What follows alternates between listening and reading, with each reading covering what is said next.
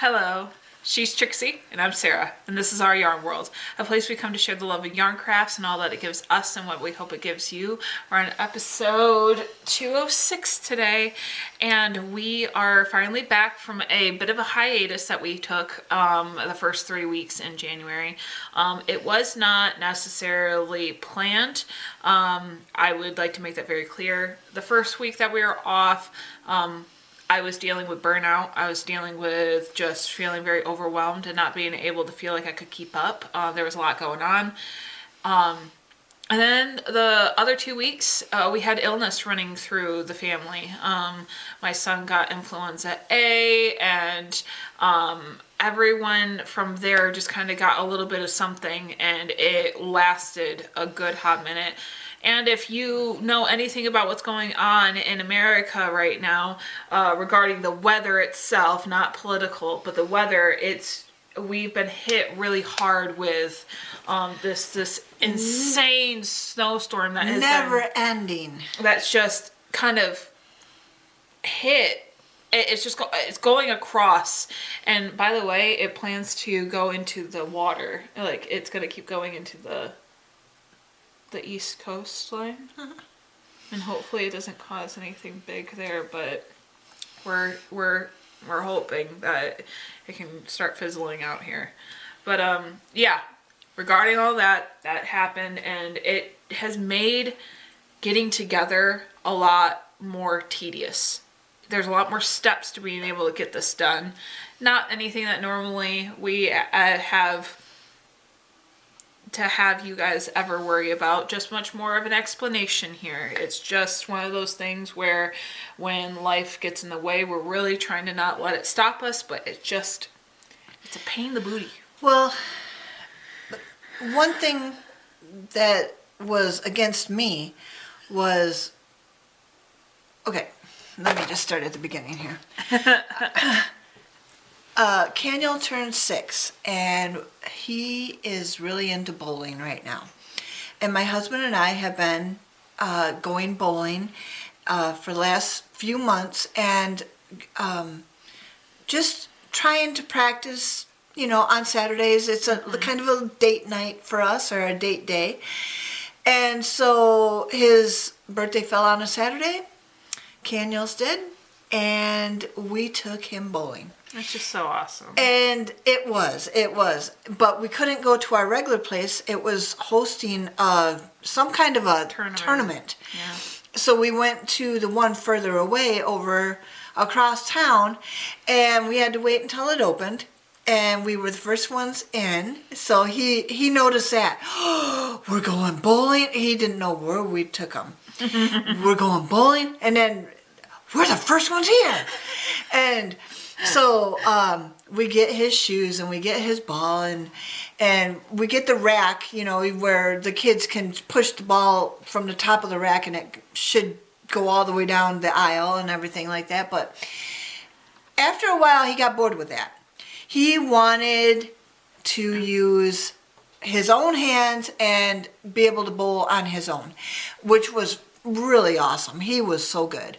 I mean, yeah, he had the bumpers, and he's only 6 years old, but he ran up to the line, and then he would let that ball go, and it would get all the way down there. Oh, that's awesome. And the time that I filmed it, he got 7 pins down, and he walked back, and he was fine, and then he went over, and he aired his hands, and he's waiting for his ball, and he hears his ball come up, and he grabs it, and he goes running back up to the line again, and he gets it down there, and all the rest of the pins go down.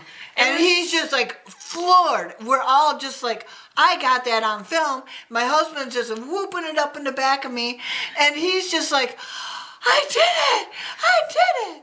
So it was the best birthday ever, until we walked out of the bowling alley, and I asked for his hand because we had to cross the parking lot, and he started coughing, and he coughed all the way home, and he didn't stop for 2 weeks.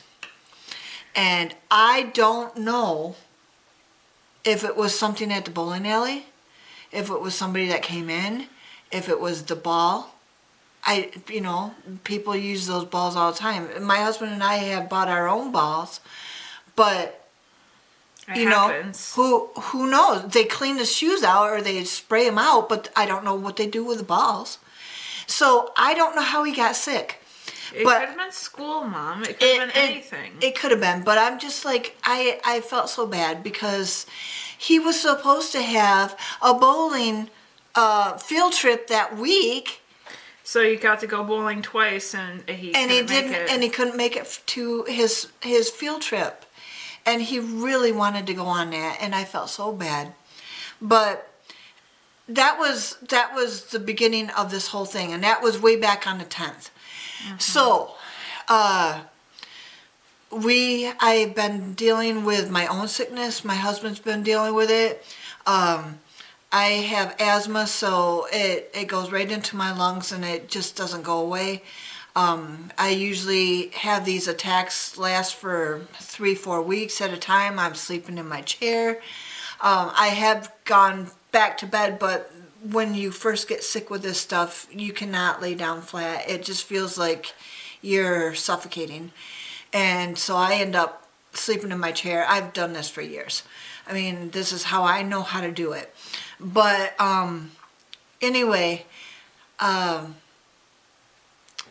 when we had our countdown to the end, of the year, we were making Christmas gifts for other people. Well, I ended up getting Christmas gifts from some of our viewers. And I have been wanting for the last 3 weeks to show you guys. I've had all this set up on my table where we're filming today, waiting for today. So I want to show you what we got from our viewers. So the first one is from Nancy, and she said that she bought a frame and she got some gold rub and buff, and she did some of the frame with the gold rub and buff. She got some fancy fabric, and she is also one of my friends. So when I talk to her about things, she remembers some of the things that I say. And I had told her that my grandma had always looked in the mirror every morning and would say, "Hello, Holy Spirit." And so she remembered that. And so she wrote, "Good morning, Holy Spirit. What do you have for me today?" And so that's what I have from a viewer and my friend, Nancy. And it's just a beautiful old-fashioned frame that she helped gild, and then put the pretty fabric in there. She knows I like pink roses, and she had some perfect colored paper to go in there too, with her handwriting, so it's perfect. So the second item that I have is also in a frame, a gold frame. I know, it's somehow everybody knows that I love gold. I just love that. And this is from Jane. Jane is also a friend, but she's also a viewer. And she does slow stitching, the most beautiful slow stitching ever. And embroidery is one of her talents. Yeah, it's a skill set. Oh my gosh, she's so good at it. But she knows how to put things together. And so, good way of putting it, because she really does. Yeah. So she put this whole thing together. She knows that I love pine trees. She decorated it with little red bubbles and a gold star. And this is what I got from Jane. And it's so beautiful. I love the basket. I love the pine tree. I love the little red baubles on it. I love the gold star.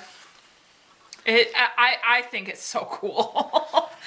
But, it's just, when you work in the talent that God gives you, there is nothing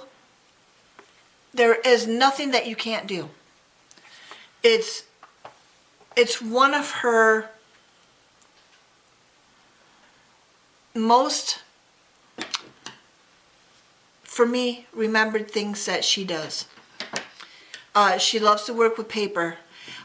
She I don't know the terminology of it, but she cuts little parts out of the paper and makes pictures out of it, and it's so intricate and so beautiful. She does that also, and she makes cards, and she just does a plethora of all kinds of things.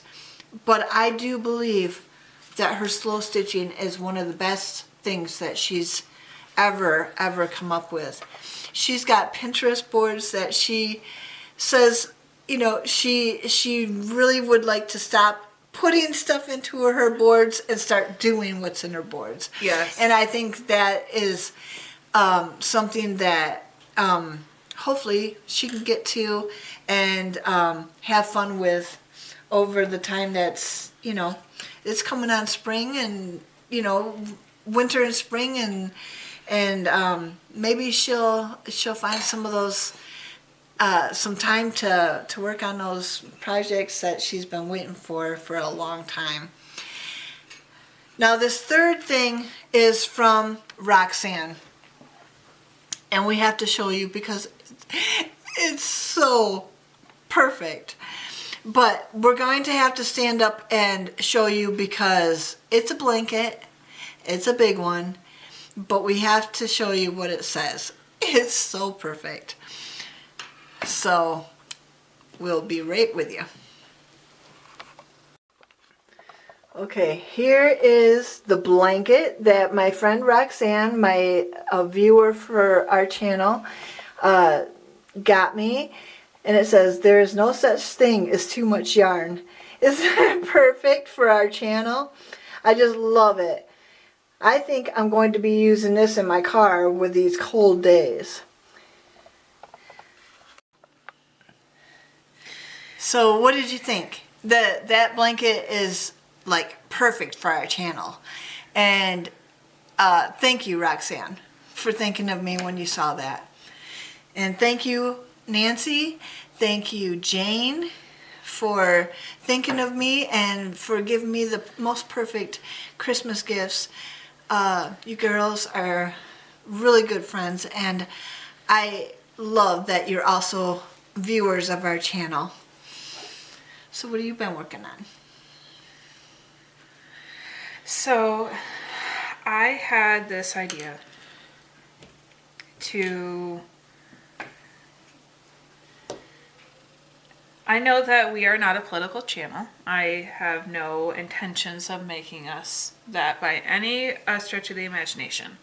But there's not many places that if you follow American news at all, you wouldn't be seeing all the craziness that is happening right now. And I have been trying to find a way of distracting myself because it has been very hard.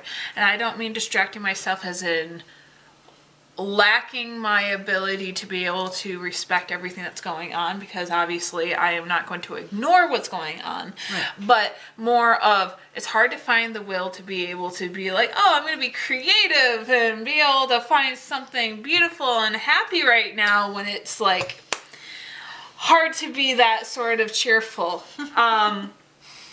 without feeling fake. And I don't want to feel fake. Right. So the one thing that I was thinking about is just the fact that, like, the next holiday is going to be Valentine's Day.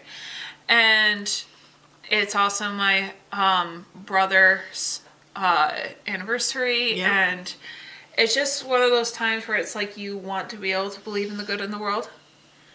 Some people call it a fake holiday. You don't have to celebrate it if you don't want to. Because I don't like the idea that a holiday should ever make you feel alone. right? Like a lot of people feel that way with holidays like Christmas and Valentine's, because it presents this issue where it feels like it requires something to be celebrating it, such as like, well, if I don't have a certain relationship, whether it be families to be able to go to for Christmas, or having a romantic spouse to be able to enjoy Valentine's Day with, they can't celebrate. And I don't know, it's just been one of those things where it's like, no, I want to be able to find a medium here. And I was watching somebody who was talking about feeling like very down about everything that was going on in the world. And he had expressed that his dad had a saying, and it was something like this, which was, if you don't know what you can do, do what you can. And I found that really helpful, because sometimes what we want to do is, we have this immense belief of like, my opinion or my heart or my intentions are going to fix this big problem, because if everyone just thought like me, then all this would go away. And it's like, that's not how the world works. No. And sometimes there's not much that you can do. And in those moments, when you don't know what you can do, what you don't know what you can do in that moment, do what you know you're able to do. So like, some people on YouTube that I am seeing are trying to remind people of doing blood drives. Like, there's a YouTuber I follow, he has a movie coming out, and he's trying to set up blood drives, not only just for his movie, because his movie had, thematically, because it is a horror movie, it kind of seems a little on the nose. But he also was just kind of like, listen, we are in a shortage when it comes to America being able to have a supply. Just different things like that. I think that sometimes, like I said, when you don't know what to do what you can. There's things like that where it's like, okay, you have extra blankets. You could go to hermitages, like elderly care homes, and donate. You could go to cancer centers and donate. You could go to hospitals and donate. Oh, you have a whole bunch of, you have a little bit of extra money, maybe not a lot, but enough to be able to put some maybe meals together for a food bank, or you see a clearance rack for some extra for some clothes at Walmart, and you're able to pick it up and donate it to a shelter or a woman's home or a men's shelter. Yeah. Like, there are so many things that sometimes it just takes the extra thought, because in a world that's so broken, it's just us finding our way that we can prove that we want a better future. Yes. Everything that's going on is nuts. For those that pray, please do. For those that you're trying to figure out how to handle it or deal with possible rough family conversations, you got to do what you can do. But like I said, when you feel crazy and you want to feel like you're going to give something to this world, even though you know that there's no way that you can fix that specific problem, find a way that you can. Find a way that you can do something so that you're giving yourself the ability to not just feel stuck. Because feeling stuck is one of the worst things. Yeah. Feeling like you're trapped. Feeling like there's no way you're able to do anything, so you're just going to try to go find a distraction that's only going to last for a little bit because something else is going to happen. Yeah. And I'm not saying that distractions don't have their place, but sometimes a distraction is some of the education. Sometimes knowing, like I said on repeat right now, what you can do when you don't know what to do. Yeah. Is sometimes the best idea. And so there's many organizations out there that you could look up. I mean, depending on where you're at with everything. I mean, there's places, because of all of the lawsuits that are happening, that there's lawyers that are, like organizations are asking for extra funds for people that need lawyer help. Right. And that could be for anything, right? Like that's just in general. There's that. There's, like I said, food banks. There are, other efforts of relief. I mean, with the weather that's going on right now, southern states are in major shutdowns because their electricity is going out. They don't have vehicles that are normally built for what we are used to up north that have to find ways of being able to handle this sort of weather. Like, there's so many different things that we can do. It's not just one thing. And I think that that's something that's very important. And like I said, regarding Valentine's Day, I could not get myself into the swing of a mood yesterday to be able to pick up needles, like knitting or a crocheting hook, and just sitting down to a project because I did not feel creative. I did not feel it, even though I wanted to. Me and my mom had planned to do something yesterday, and I was like, we're gonna do it. I could not get myself to do it, and it bugs me. But It's like I want to, but I can't. So, like I said, regarding Valentine's Day, it was the whole idea of we're coming into a holiday that's supposed to be about love and care. And I just decided that I was going to make us a garland. So I made these little felt hearts. And I'm making these pom-poms. And I have all of them laid out before me. And I am going to string them up and make a garland. Just because I can. Just because I do believe in love. I do believe that this world is capable of better. I do believe that people are inherently good. I think that people become blind. Yeah. Whether it be ignorance or willful blindness, I can't say. That is not for me to judge. But all I will say is, while navigating everything that's going on in the world, please just keep an open mind. Look at things from through your own eyes, through your own ears. Make your own opinions. Don't just follow. Please remain educated. Read.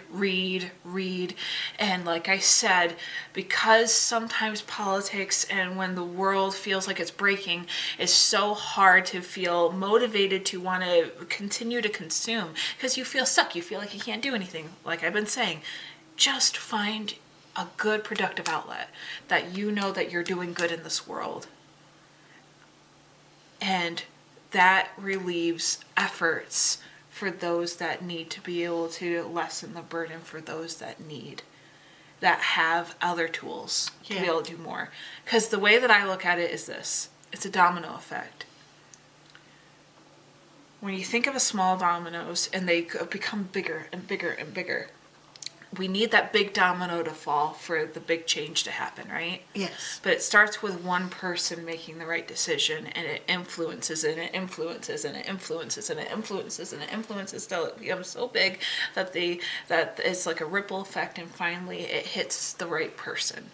If we all figure out what it is in us that we need to do in this moment, that helps relieve efforts for one thing, other people will not feel so fatigued that are able to be in that position of power and influence to be able to make the right decisions. Right. Let's all do what we can so that we can see where it leads.